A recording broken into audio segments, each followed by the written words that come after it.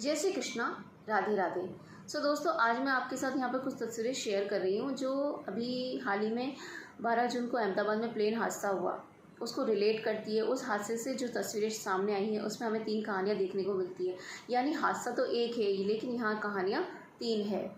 पहली तस्वीरें उन कहानी को बयां करती है जिसमें यात्री हंसी खुशी घर से निकलते हैं और वो लौट कर नहीं आएंगे वापस। यानी वो अच्छे से तैयार होकर घर से रेडी होकर हंसते मुस्कुराते हुए निकलते हैं और वो लौटकर नहीं आते हैं।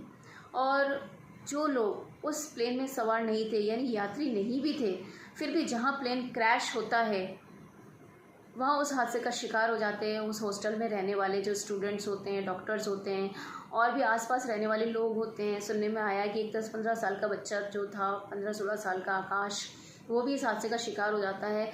वो अपनी माँ को सिर्फ टिफ़िन देने जाता है जहाँ उसकी माँ काम करती है और उस हादसे का शिकार हो जाता है। दूसरी तरह की तस्वीरें वो हैं जो हमें ये बताती है कि जो लोग जाने वाले थे वो तो चले गए, लेकिन वो ज़िंदगी भर का गम अपनों को देकर चले गए।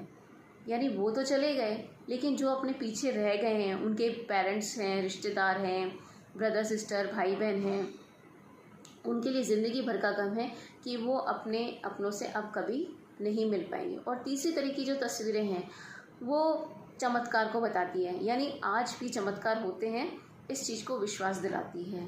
जैसे मिस्टर रमेश विश्वास का बच निकलना इतने बड़े हादसे से, और भूमि का 10-15 मिनट लेट पहुंचना, और भगवत गीता जो हमारा ग्रंथ है, सब कुछ नष्ट हो जाना लेकिन भगवत गीता का नष्ट नहीं होना। और सुनने में आया है कि लड्डू गोपाल की मूर्ति भी मिली है जो भी उस हादसे में नष्ट नहीं हुई है, एज इट इज़ है। तो ये तीनों तस्वीरें हमें 3 तरह की कहानियाँ बयां करती हैं। यानी हादसा तो एक था बट यहाँ कहानियाँ 3 थी। राधे राधे।